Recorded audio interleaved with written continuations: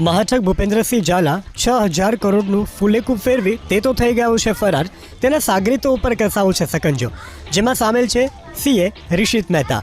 CID crime હિંમતનગરથી રિષિત મહેતા નામના સીએને પૂછપરછ માટે લાવી છે. રિષિત મહેતાની પાસે BZ ગ્રુપના 2,500થી 3,000 કરોડ રૂપિયાની માહિતી છે. સૂત્રોના મતે મહાચક ભૂપેન્દ્રસિંહ રિષિત મહેતાને 5 કરોડનો બંગલો ભેટ તરીકે આપ્યો છે. એટલું જ નહીં, 1 કરોડની કાર પણ ભેટમાં આપ્યાનો સૂત્રોનો દાવો છે.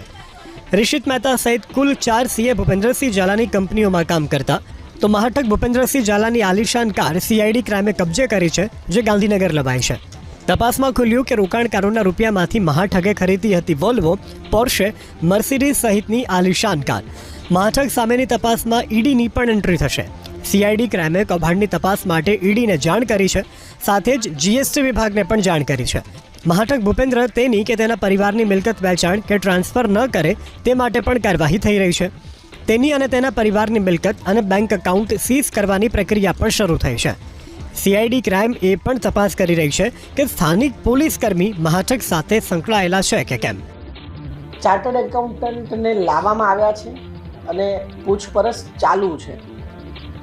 તેમના જોડેથી બેંકની વિગતો મળી છે. બેંકના અલગ અલગ જે બેંકની માહિતી મેળવ્યા પછી એ બેંકમાંથી કેવા પ્રકારના ટ્રાન્ઝેક્શન થયા છે એ માહિતી આગળના દિવસોમાં વધારે પ્રકાશ